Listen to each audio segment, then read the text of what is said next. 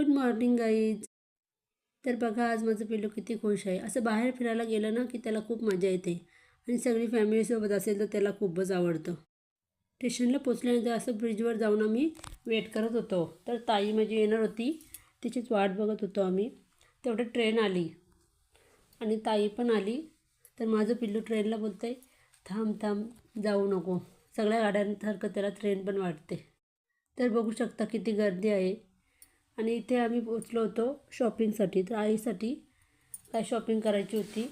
तर आम्ही चाललो होतो उद्या ताईकडे लग्नासाठी. त्यासाठीच काही नऊवारी आणि ताईसाठी साडी पण घ्यायची होती. तर ही साडी फायनली आम्ही डिसाईड केली घ्यायची. आणि जास्त वेळ न घेता आम्ही पटकन शॉपिंग करून मार्केटमधून आलो, कारण संध्याकाळी गेलो होतो. आणि इथे बघा वेट करत होतो तर यांची मस्ती चालू झाली. जिथे जाईल तिथे यांची मस्तीच चालू असते.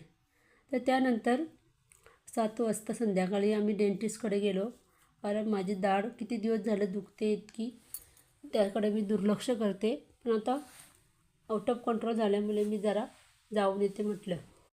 छोटा एक्सरे काढल्यानंतर समजलं की माझी दाढ खूपच क्रॉस असल्यामुळे डॉक्टरनी मला सजेस्ट केलं की मोठा एक्सरे काढून आण आणि 2 दिवसानंतर अपॉइंटमेंट घ्यायचं ठरवलं आहे. तर फायनली किती दिवसापासून रखडलेलं काम मी आज पूर्ण करणार होते. तर आता मला मोठा एक्सरे काढण्यासाठी जावं लागणार आहे.